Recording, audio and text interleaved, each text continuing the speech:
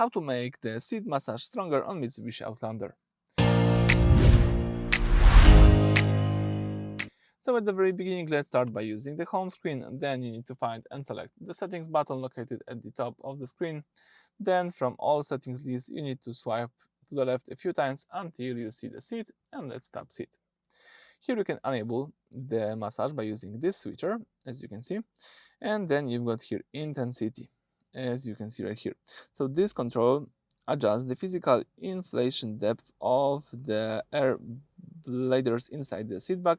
Moving the slider toward the plus or minus icons allows you to change how hard or soft the massage pressure feels against your lower back, tailoring the lumbar massage elements to your exact comfort preferences. So you can adjust it. In my case, I like to have the strongest intensity. You can also adjust the speed, so how fast it should do the massage. Alright, so that's it. Thank you for watching. Please subscribe to our channel and leave thumbs up.